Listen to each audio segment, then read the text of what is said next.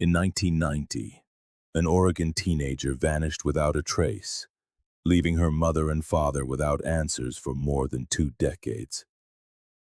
But 22 years later, as her father leafs through her old high school yearbook, something he notices will change everything. Mist crawled in from the Pacific Ocean, blanketing the coastal town of Mornington, Oregon, in its usual morning shroud. Frank Sanders stood by his daughter's bedroom window, watching the fog swirl around the lighthouse in the distance. The scenic beauty of this small town, with its dense forests and dramatic cliffs overlooking the ocean, had always been a source of comfort for him, until 22 years ago when his daughter disappeared. Frank turned from the window, his gaze sweeping across the untouched bedroom.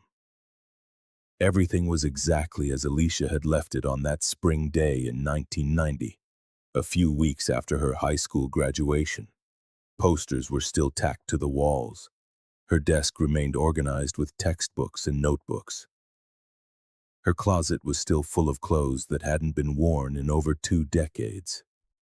"It's time," he whispered to himself, recalling the conversation he'd had with his wife, Elaine, the night before.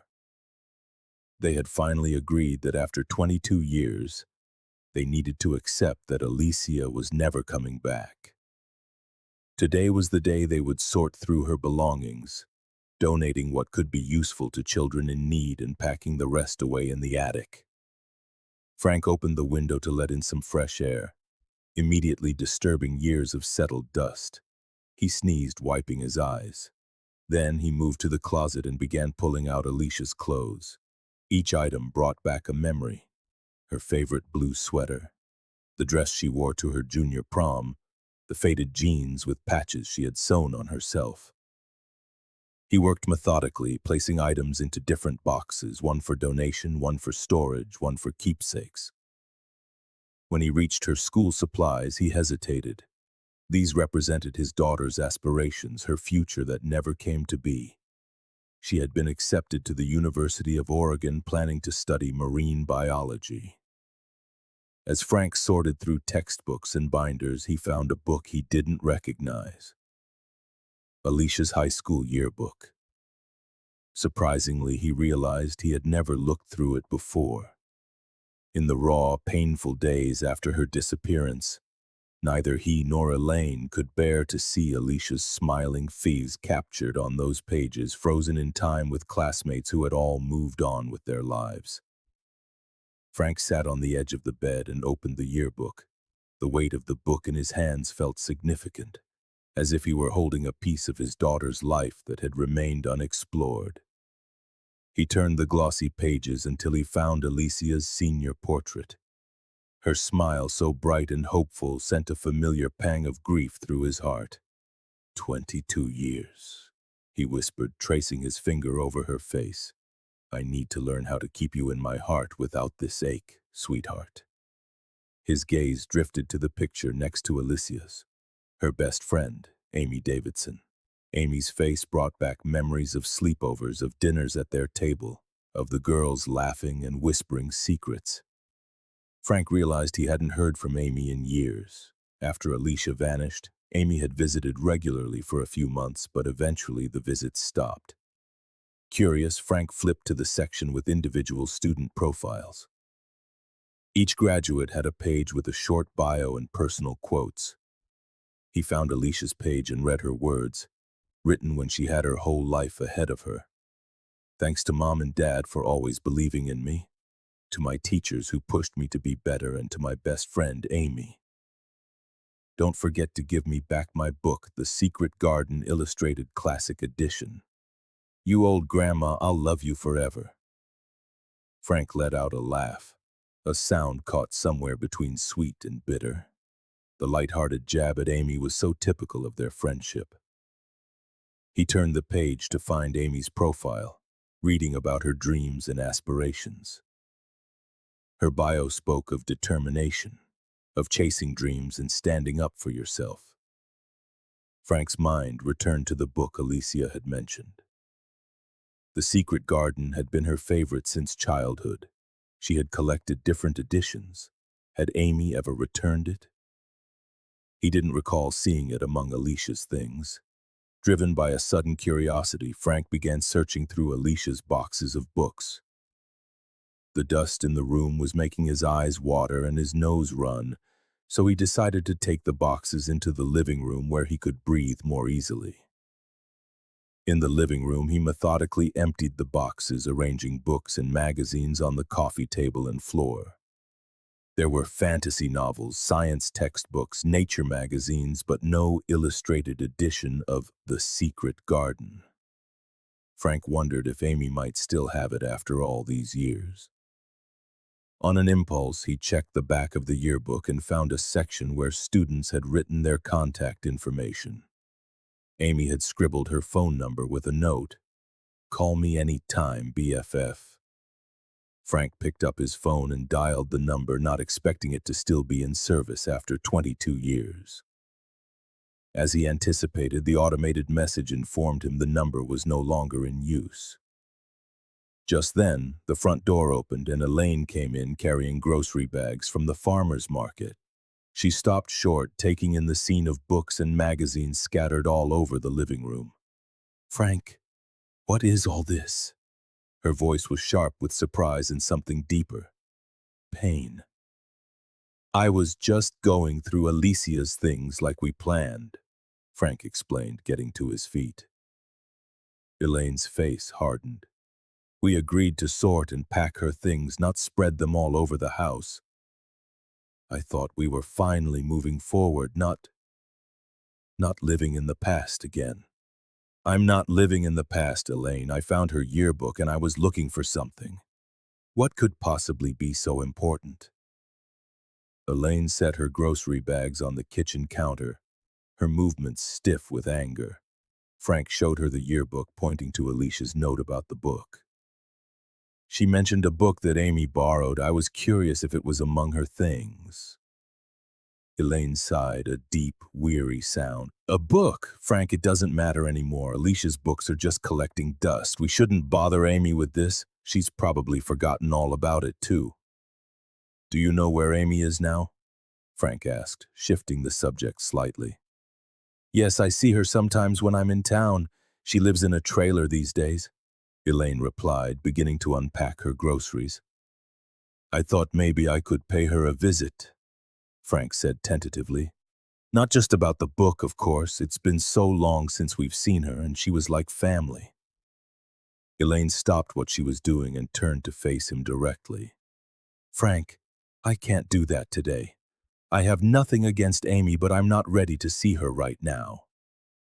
Last night, we agreed to clean up and let go of hope. Going to see Amy today feels like the opposite of that." She gestured at the mess in the living room. "I'll stay here and clean this up. I'll get things ready for the attic like we planned. If you want to go, that's your choice." Frank nodded, understanding her reluctance. "It was a spontaneous idea. I'll go alone." Elaine gave him directions to where Amy usually parked her trailer, but warned him, "Don't push her too hard, Frank. Alicia's disappearance must have hit her hard, too. They were like sisters." Frank picked up the yearbook, his phone, wallet, and car keys. As he headed for the door, he glanced back at Elaine, who had already started meticulously sorting Alicia's books back into boxes. He felt a pang of guilt for leaving her with the cleanup, but something was pulling him toward Amy, toward answers for questions he hadn't even formed yet. The door closed behind him as he stepped out into the misty Mornington morning, the yearbook clutched tightly to his chest. Frank drove along the winding coastal roads of Mornington, following Elaine's directions to the trailer park where Amy Davidson now lived. The journey took about 20 minutes, leading him away from the town center to a modest area where several trailers were parked along a strip overlooking a wooded area. He parked his car and looked around, trying to identify which one might be Amy's. There were about a dozen trailers of various sizes and conditions. Some looked permanent, with small gardens planted beside them and outdoor furniture set up. Frank approached a man who was washing the windows of his RV. "Excuse me, I'm looking for Amy Davidson." Do you know which trailer is hers? The man pointed toward a blue and white trailer at the far end of the lot. That's Amy's place. Nice woman, mostly keeps to herself. Frank thanked him and walked toward the indicated trailer. It was modest but well kept, with a small potted plant by the door. He took a deep breath and knocked. After a moment, the door opened. A woman in her early 40s stood there. Her blonde hair was now streaked with gray, her face showing the subtle lines of middle age. She looked at Frank with polite confusion, no recognition in her eyes. "Can I help you?" she asked. Frank realized with a jolt that they wouldn't recognize each other. The last time they'd met, Amy was a teenager, and he had been 22 years younger. "Amy, I'm Frank Sanders, Alicia's father." Her eyes widened in surprise, then filled with a mix of emotions. Recognition, sadness, warmth. "Mr. Sanders, oh my God, Please, come in." She stepped back, opening the door wider. Frank climbed the 2 small steps into the compact but cozy living space. The trailer was neat and decorated with personal touches, photographs, small plants, colorful pillows. "Please sit down. Would you like some coffee?" Amy gestured to a small dinette.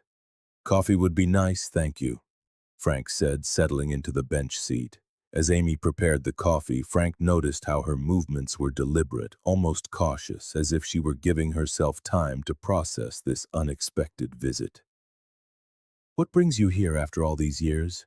she asked, placing a steaming mug in front of him before sitting across the table. Frank brought out the yearbook he'd carried with him. "I found this today while I was cleaning out Alicia's room. I realized I'd never actually looked through it before." Amy's eyes fixed on the book. "I remember this," she said softly, reaching out to touch the cover. Frank opened it to Alicia's profile page and pointed to the note about returning the book. "I was curious about this book she mentioned. Did you ever give it back to her?" Amy's expression softened into a sad smile. "No, I didn't. I was such a forgetful kid back then, and Alicia knew it. She always teased me about it." She stood up and went to a cabinet beneath her bed. After rummaging for a moment, she pulled out a worn copy of The Secret Garden Illustrated Classic Edition. "I kept forgetting to return it, and then, after she was gone, I couldn't part with it. It's the last thing I have of hers." Amy held the book carefully, as if it were made of delicate glass.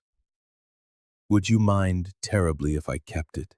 It's become very precious to me over the years." Frank nodded, understanding completely. "Of course, you can keep it." He took the book as Amy handed it to him, opening it gently. The pages were yellowed with age, but the illustrations were still vibrant. As he flipped through, he stopped on a page that had been used as a bookmark. It looked like a page torn from a teen fashion magazine. Frank unfolded the page to reveal a photo shoot featuring teenage models. A young man in stylish clothes caught his eye. Something about him seemed familiar. "Who is this?" he asked, pointing to the model. Amy leaned over to look. "That's Jason Murray. He was in our class." Frank flipped back through the yearbook and found Jason's picture near Alicia's. "I remember him now. He was quite talented to be modeling at that age." "He still models occasionally, from what I hear. Has his own fashion line now," Amy said. Frank looked up. "You know, Elaine once mentioned you were dating Jason back then. I didn't pay much attention at the time." Amy's expression changed immediately. "That's not true at all. I never dated Jason. In fact, I never really liked him. He was actually close to Alicia for a little while." This took Frank by surprise. "Alicia? She and Elaine never mentioned anything about Jason to me." "It was during our junior year, about a year before graduation," Amy explained. "Jason seemed to have a crush on Alicia for a few months, but it didn't last. Once we realized what kind of person he really was, we both stayed away from him. Alicia never brought him up again." Amy paused, seeming to recall something. Actually, now that I think about it, I did see them talking a few times during senior year. They seemed close, which was strange because we'd agreed he wasn't a good person. Alicia even asked me some odd questions about him. What kind of questions? Frank asked, his interest piqued. She asked me if I thought someone like Jason just needed help to change, if maybe he wasn't as bad as we thought. She even had me drive past his house once because she wanted to see where he lived. It struck me as weird at the time, but Alicia always had such a soft heart. She wanted to see the good in everyone. Frank frowned. Did the police know about this when they investigated her disappearance? Yes, I told them, Amy confirmed. They questioned everyone in our class, including Jason. But by then, Alicia was dating Brandon Knox. He was their main suspect at first. Frank nodded. I remember Brandon. He used to come by the house to pick her up. We suspected him too, but he had a solid alibi for when she went missing. Do you know what happened to Brandon? Frank asked. From what I heard, he left town not long after Alicia disappeared. The scrutiny was too much for him, I think. Frank's mind was racing. And Jason? What about him? I'm not sure there was ever a real thing between them, Amy said. Alicia rarely showed any interest in him, aside from a few curious questions. Frank glanced once more at Jason's photo in the magazine. Why would Alicia use his page as a bookmark? And the fact that she'd been around him without either Frank or Elaine knowing. That felt significant. He mentioned it to Amy. That was from Alicia's favorite magazine, she explained. I hated Jason so much that Alicia tore out the page with his face on it. She just folded it up and said it was good for nothing better than being used as a bookmark. Frank thought for a moment, then nodded. Do you know where Jason is now? He asked. Amy picked up her phone, scrolling through some messages. Actually, our high school alumni group just had a reunion last weekend at Jason's house. I didn't go, but they shared his address in the group chat. She showed the message to Frank. Would you mind sending me that address? Frank asked, taking out his phone. They exchanged numbers, and Amy forwarded him the information. Do you think Jason could be involved somehow? Amy asked, her voice hesitant. I don't know, Frank admitted. But I'd like the police to know about his connection to Alicia, however brief it was. The fact that neither Elaine nor I knew about it, it troubles me. When Alicia started dating Brandon, she was completely open and transparent about it. Frank stood up, thanking Amy for her time and the information. As he prepared to leave, Amy touched his arm. Please tell Elaine I say hello, she said, and thank you for letting me keep the book. It means more to me than you know. Frank nodded, the yearbook tucked under his arm as he stepped back out into the afternoon light, his mind buzzing with new questions about his daughter's life and her disappearance. Frank sat in his car, the yearbook resting on the passenger seat beside him. His mind was racing with the new information Amy had shared. The revelation that Alicia had been around Jason Murray, however briefly, was unsettling. Not because of Jason himself, but because Frank and Elaine had never known. He pulled out his phone and dialed Detective Ron Keller, the officer who had been assigned to Alicia's case all those years ago. Frank knew the detective was retired, but he still lived in town. The call went to voicemail, not surprising for a Sunday afternoon. Frank stared at his phone, then at the address Amy had sent him. He should be heading home to Elaine, he knew. He had promised her they would close this chapter of their lives today. But something about what Amy had said and the bookmark kept nagging at him.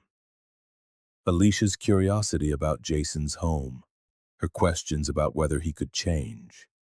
Just a quick look, he muttered to himself, starting the engine, just to see the place. 20 minutes later, Frank found himself in one of Mornington's more affluent neighborhoods. Large houses with manicured lawns lined the quiet streets, a stark contrast to the modest home where he and Elaine had raised Alicia. He located Jason's address, a sprawling two-story house with a circular driveway and professional landscaping. The property was significantly larger than the surrounding homes, evidence of Jason's success since high school. Frank parked his car across the street and some distance away, observing the house. The front door was ajar, and as he watched, a man emerged accompanied by a young woman. Even from this distance, Frank could recognize an older version of the boy from the yearbook. Jason Murray, now in his early 40s, was still handsome, carrying himself with the confidence of someone accustomed to success. Jason walked the woman to her car, kissed her cheek, and waved her off as she drove away. As he turned to go back inside, his gaze drifted across the street and landed on Frank's car. Frank realized too late that his car windows weren't tinted, making him clearly visible. Jason's posture shifted, becoming alert and suspicious.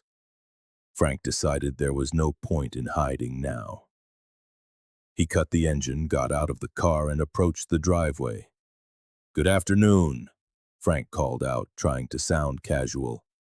"Jason Murray, right?" Jason did not return the friendly greeting. "Who are you, and why are you staking out my house?" he demanded, his tone instantly hostile. "Are you paparazzi, a reporter?" "Sorry, I didn't mean to intrude," Frank said, stopping at a respectful distance. "My name is Frank Sanders. I'm Alicia Sanders' father. She was in your graduating class. She disappeared 22 years ago." Jason's expression changed instantly, his eyes narrowing. "What do you want?" Frank was taken aback by the coldness of Jason's response. "I heard there was a class reunion here last weekend. I'm just trying to gather information about my daughter. I was told you might have been close to her at one point." "Who told you that? Amy?" Jason's voice was sharp. "She didn't even come to the reunion." Frank tried to keep his tone calm. "I'm not looking for trouble, just some answers. It's been 22 years and we still don't know what happened to Alicia." "Why are you asking me?" Jason shot back, his voice laced with defensiveness. "I was never even Alicia's boyfriend. I barely knew her and I was never attracted to her. I told the police that back then, and I don't appreciate being questioned about it again." Frank was confused by the intensity of Jason's reaction. "I never suggested you were her boyfriend. I just heard you were close at one point. If we ever talked in school, it was probably because I asked her to borrow money or needed help with homework," Jason said dismissively. "I always paid back what I borrowed. There was never an issue between us. I told the police everything back then." Despite his casual words, Frank noticed how Jason's body language had grown increasingly tense. He was shifting his weight from one foot to the other, his eyes darting around as if checking to see if anyone else was watching. "I don't understand why you're suddenly showing up at my house asking these questions," Jason continued. "I have a reputation to uphold now. I don't want any reporters or the public seeing us together and spreading rumors." Before Frank could respond, Jason turned and walked briskly back toward his house. "You should leave," he called over his shoulder. "I have nothing more to say about Alicia Sanders." Frank stood there, stunned by the encounter. Jason's reaction seemed wildly disproportionate to his simple questions. Why would a successful businessman be so defensive about a brief high school friendship from over 2 decades ago? As Jason disappeared inside his house, Frank walked slowly back to his car. His hands were trembling slightly as he gripped the steering wheel. He felt foolish and ashamed for coming here, for pushing when Elaine had asked him to let it go. "What was I thinking?" he muttered to himself. "I promised Elaine we'd close this chapter today, not reopen old wounds." He started the car, casting one last look at Jason's house before driving away. If Elaine knew he had come here instead of helping with the clean-out at home, she would be hurt and angry. Frank had allowed himself to be pulled back into the vortex of questions and possibilities that had consumed the first few years after Alicia's disappearance. As he drove back toward town, Frank tried to convince himself to let it go. Jason's hostile reaction was likely nothing more than annoyance at having his Sunday afternoon interrupted by a reminder of a tragic event from his youth. Anyone would be uncomfortable being spontaneously questioned about a missing persons case after so many years. Still, something about Jason's defensiveness bothered Frank. It seemed excessive, almost panicked. Was it just the shock of being confronted unexpectedly, or was there something more? Frank shook his head, forcing himself to focus on the road. He had promised Elaine they would move forward today. He needed to honor that promise and stop chasing ghosts from the past. As Frank drove back into town, his mind kept replaying the bizarre encounter with Jason Murray. The man's hostility had been unexpected and unsettling. Frank knew he should be going home to Elaine, but he couldn't shake the feeling that he had stumbled onto something important. Almost without a conscious decision, he found himself turning toward the Mornington Memorial Funeral Home. If he and Elaine were truly going to close this chapter of their lives, maybe it was time to consider a formal memorial service for Alicia, even without a body to bury. The funeral home was quiet as Frank entered. A kind-faced receptionist greeted him and, after hearing his purpose, provided him with brochures detailing services and pricing. Frank thanked her and, with the brochures in hand, returned to his car. As he opened his car door, a flash of movement across the street caught his eye. Jason Murray was heading into a hardware store. Then moments later, he reappeared at the checkout, holding a shovel and a small wooden box. Frank froze, his eyes locked on Jason as he loaded the items into his car. Frank ducked down in his own car, not wanting to be seen. Through his rearview mirror, he watched as Jason walked to the florist next to the hardware store. A few minutes later, Jason emerged with a bouquet of white hyacinths. White hyacinths, Alicia's favorite flower. A cold dread snaked down Frank's spine. It could be a coincidence, of course. Plenty of people liked white hyacinths, but combined with Jason's earlier behavior and the shovel. Frank's heart hammered as Jason placed the flowers in his car and drove off. Without allowing himself to think about the consequences, Frank started his car and followed at a safe distance. Jason drove through town and then took the coastal highway that led toward Whitlow Cliff, an area known for its dramatic ocean views and the few vacation properties scattered along its wooded slopes. Frank kept a careful distance, not wanting to be discovered. Eventually, Jason turned onto a private road that led to a small cottage perched near the cliff's edge. Frank drove past it. Then he parked his car farther up the road where the trees provided cover. He watched as Jason unlocked the cottage and went inside. A few minutes later, Jason came out carrying a gallon container of water. He placed it in a small garden cart along with the shovel, the wooden box, and the bouquet of white hyacinths. Jason started to walk away from the cottage, following a narrow path that led toward the cliff's edge. Frank got out of his car and moved through the underbrush, working his way down the slope toward the cottage. Keeping himself hidden among the trees, a rising sense of urgency propelled him forward. Frank waited until Jason was a good distance ahead before carefully following again. The path wound through stunted pines and flowering shrubs, eventually opening onto a secluded overlook with a breathtaking view of the Pacific Ocean. The afternoon sun hung low in the sky, casting long shadows across the rugged landscape. From behind a large rock formation, Frank watched as Jason selected a spot near the cliff's edge. The man looked around cautiously as if making sure he was alone, and then began to dig with the shovel. The rocky soil resisted his efforts, indicating it had been a long time since the earth had last been disturbed. After digging a hole about 2 feet deep, Jason set the shovel aside and knelt beside it. He opened the wooden box and looked at its contents for a long moment. From Frank's hiding place, he couldn't see what was inside, but Jason's expression was thoughtful, almost reverent.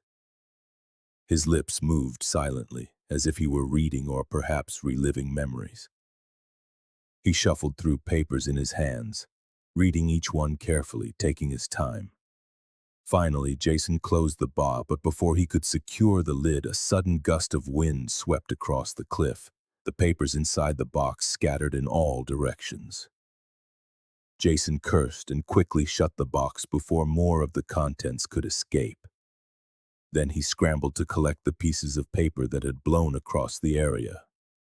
Once he had gathered the loose papers, Jason placed the wooden box in the hole. He set the bouquet of white hyacinths on top and then began to fill the hole with soil. He worked methodically, patting the earth down and pouring water over the mound to compact it. When he was finished, Jason stood over the unmarked grave for a long moment.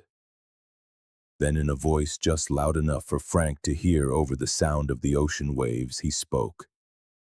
"I think you can keep these memories now, Alicia."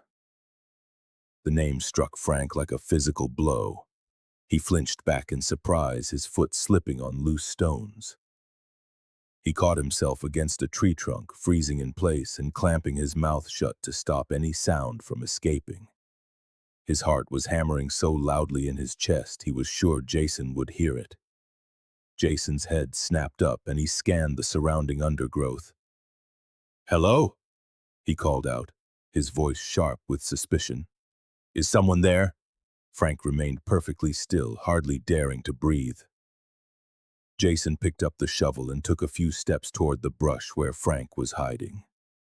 He paused, listening intently. Then he took another step forward. Frank pressed himself against the tree trunk, praying the shadows would conceal him. After what felt like an eternity, Jason stepped back. "Just the wind," he muttered, though he didn't sound entirely convinced. He cast one more suspicious look around the area before gathering his supplies. Instead of returning the way he came, Jason walked the perimeter of the clearing as if ensuring no one was watching him. Finally satisfied, he headed back toward the cottage, the empty water container and cart in tow. He leaned the shovel against the side of the house before getting into his car and driving away. Frank waited, slowly counting to 100 to be certain Jason wasn't coming back. When the area fell silent, he cautiously emerged from his hiding place. His legs felt weak, but a grim determination drove him toward the freshly disturbed earth. He had to know what was in that box. He had to know why Jason had spoken his daughter's name over what looked so unsettlingly like a grave. Frank retrieved the shovel from where Jason had left it by the house and returned to the burial site. He began to dig, his movements frantic yet cautious. The earth was still damp and easy to move. In minutes, he had uncovered the bouquet of white hyacinths, their perfume filling the air as he carefully set them aside. Just as Frank's shovel struck the wooden box, a voice behind him turned his blood to ice. He knew someone was out there. He had been right. Frank spun around to find Jason standing a few yards away, his expression a mixture of rage and triumph. "You shouldn't have come back," Jason said, advancing slowly. "I saw your car parked on the hill, so I came back through the woods. What do you think you're doing?" Frank gripped the shovel tightly, as much a tool to continue his work as a potential weapon should the need arise. "I heard you say my daughter's name," he said, his voice stronger than he felt. "What have you buried here, Jason? What does Alicia have to do with this?" Jason's face contorted. "You don't know what you're talking about. You shouldn't be here." Frank turned back to the partially dug hole, determined to unearth the box. "I'm going to find out what's in there." "Stop!" Jason shouted, pulling out a pistol. "Drop the shovel!" Frank immediately threw his hands in the air, but as Jason lunged forward to wrench the shovel from his grasp, Frank quickly pulled his phone from his pocket with his free hand. "I'm calling the police. They need to see this. Go ahead, shoot me if you want. I'll be with my daughter again, but I'm one button press away from alerting them."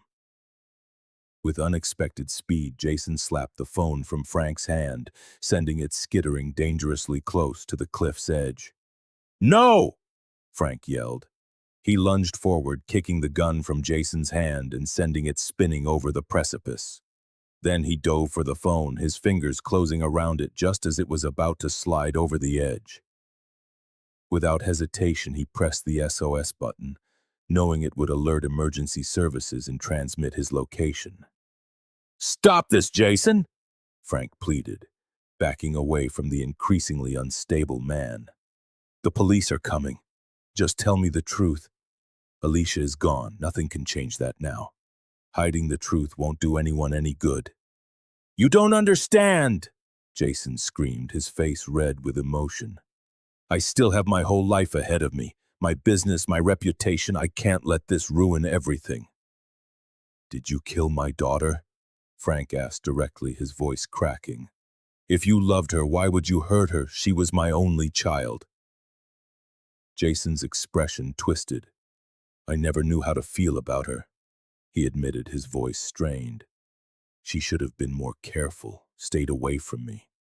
And if you loved your daughter, you would have protected her better." "What are you saying?" Frank asked, horrified. "You don't get it.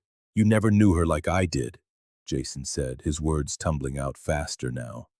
He gripped the shovel, his knuckles white. "You didn't see the way she looked at me. She kept coming back again and again." "Then why didn't you say anything when she disappeared?" Frank demanded. "Why bury all this here like a tomb?" "She betrayed me in the end," Jason spat, his eyes wild with an emotion Frank couldn't name.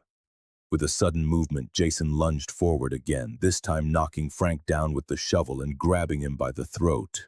Older and less physically strong, Frank was no match for Jason's grip. He gasped for air as the younger man's fingers tightened around his neck. Just as spots began to dance before Frank's eyes, the distant wail of police sirens cut through the air. Jason's grip loosened slightly as he glanced toward the sound in a panic.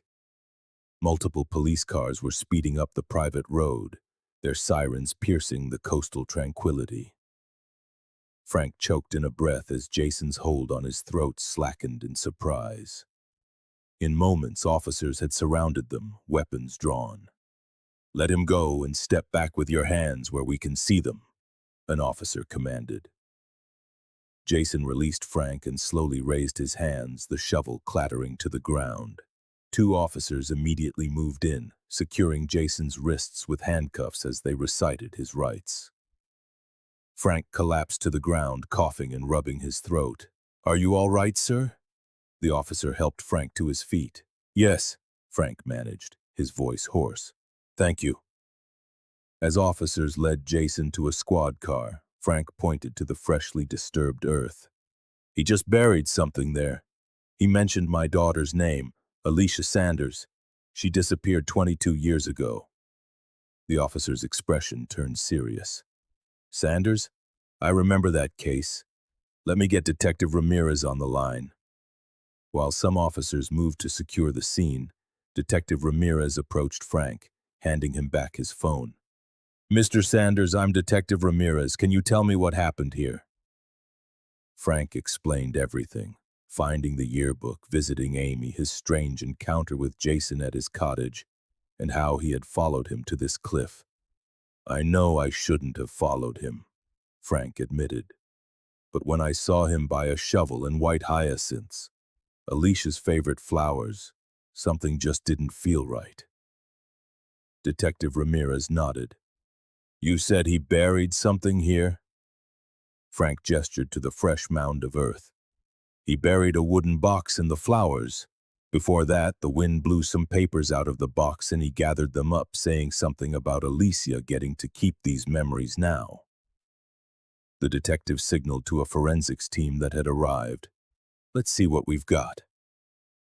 As the team carefully excavated the site, Frank watched with growing apprehension. The first item they uncovered was the bouquet of white hyacinths, still fresh and pristine. Beneath it lay the wooden box. The lead forensic technician carefully pried it open, revealing its contents to Detective Ramirez. Inside was a stack of papers, handwritten notes, photos, and what appeared to be printed out text messages, all slightly yellowed with age. There was also a small handmade yarn doll, the kind children make in craft class. Jason just buried this, Frank explained. But he said Alicia could have it now, which means he's been keeping this stuff in his house all this time. Detective Ramirez put on gloves and began to examine the box's contents. The first items were printouts of text messages between Jason and Alicia dating back to their high school days. As the detective read through them, his expression grew increasingly troubled. Mr. Sanders, these messages suggest that Jason and Alicia had a secret relationship during high school, he said softly. It seems it was complicated. Frank moved closer to see. The messages revealed a relationship neither he nor Elaine had ever known about. According to the texts, Jason and Alicia had gone out with a group of friends once, with Jason specifically asking Alicia not to bring Amy. At one point during that outing, Jason had kissed Alicia without her consent. The messages showed Alicia's initial upset, followed by a gradual shift. She seemed drawn to Jason despite her misgivings, convinced he just needed someone to love him and believe in him. Alicia repeatedly told Jason she believed he could change and become a better person. But Jason's replies were manipulative, using her affection without ever committing to her. This went on for nearly a year, Detective Ramirez noted, flipping through more messages. Then Alicia tried to end things. The later messages showed Alicia's growing frustration with the toxic relationship. When she finally broke it off and began openly dating Brandon Knox, Jason's messages became increasingly desperate, then angry. Among the photos in the box were several that made Frank turn away in horror. They were explicit images of Alicia taken while she appeared to be held captive. The background showed a rustic interior that matched the cottage Jason had just come from, as well as various locations in the surrounding woods. Detective Ramirez quickly covered these photos, but not before flipping one over to examine the back. Each one had handwriting, presumably Jason's, scrawled on the reverse. One photo had the same phrase repeated dozens of times, filling the entire back. "You must still love me. You must still love me. You must still love me." Another bore the inscription, "Had a great time at the cliffs with you. Yours, Jay." The most disturbing was on the back of a photo where Alicia's face showed clear fear. Here, Jason had written a rambling note about how he couldn't hold it together anymore, that people were looking for Alicia and that she, referred to with an obscenity, was refusing to speak to him. The note ended with an apology that he had to kill her because otherwise she would be found and he would be caught, adding that she would always be in his heart even if no one ever knew about their relationship. "We'll need to question Jason on the specifics of how he killed Alicia," Detective Ramirez said quietly to another officer. "He doesn't state it explicitly in these notes." As they continued to examine the evidence, another team of officers who had been searching the surrounding area approached urgently. "Detective, we found something," one of them said, her voice grim. "About 15 feet from here, there's an area where the soil composition is different. We did a preliminary dig and found bone fragments." Frank's legs gave out beneath him, and he sank to the ground. After 22 years of uncertainty and false hope, the terrible truth was finally emerging. The forensics team expanded their search, carefully digging in the indicated area. As the afternoon wore on, they uncovered more and more of Alicia's remains. Detective Ramirez walked over to Frank, who had been sitting silently watching the excavation. "Mr. Sanders, would you like us to call your wife? She should know about this." Frank nodded numbly. "Yes, and please contact Amy Davidson, too. She was Alicia's best friend. She deserves to know." While they waited for Elaine and Amy to arrive, the detective suggested Frank might want to wait at the station, but he refused. "No, I need to stay here," he said firmly. "We've waited 22 years for answers. I need to see this through to the end." When Elaine arrived an hour later, her face was pale with shock.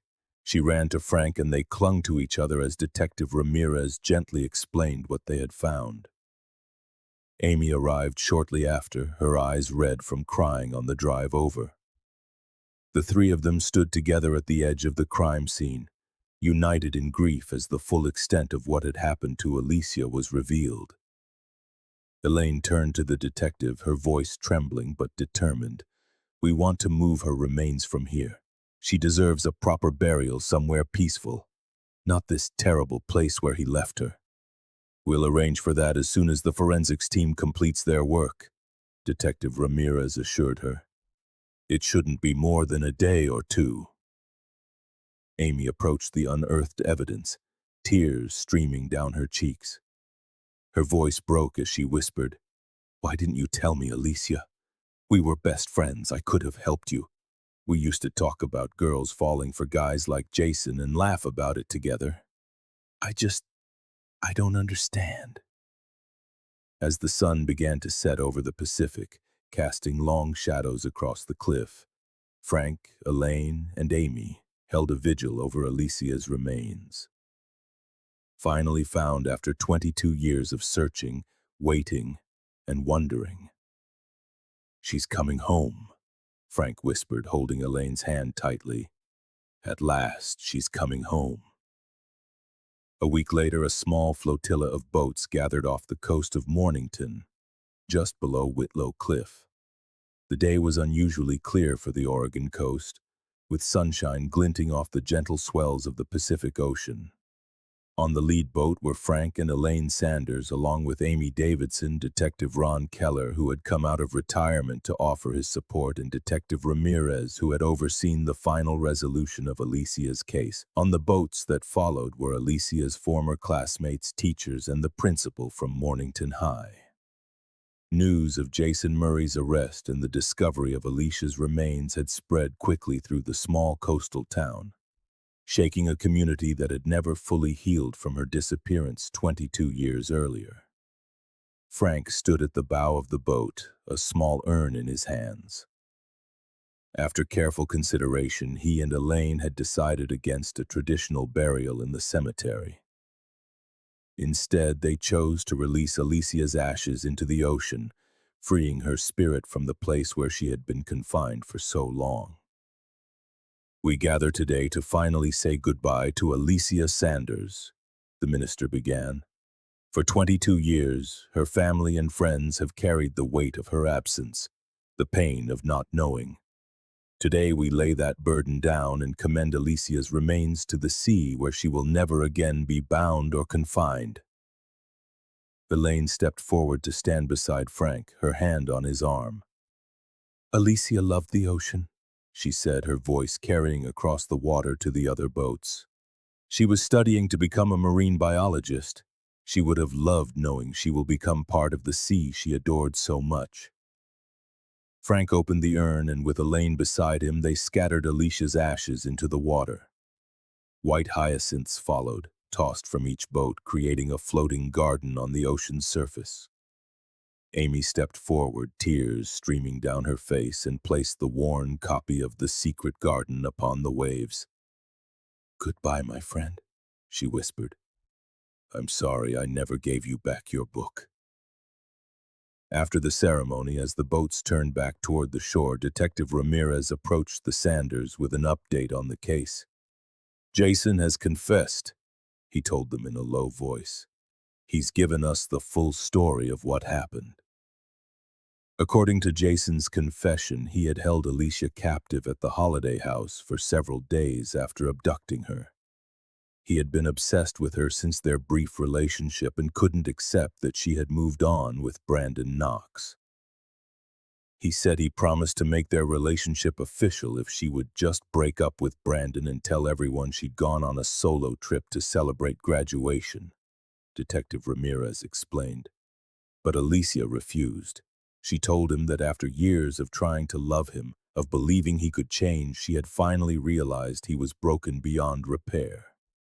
The detective continued, his voice gentle but matter-of-fact.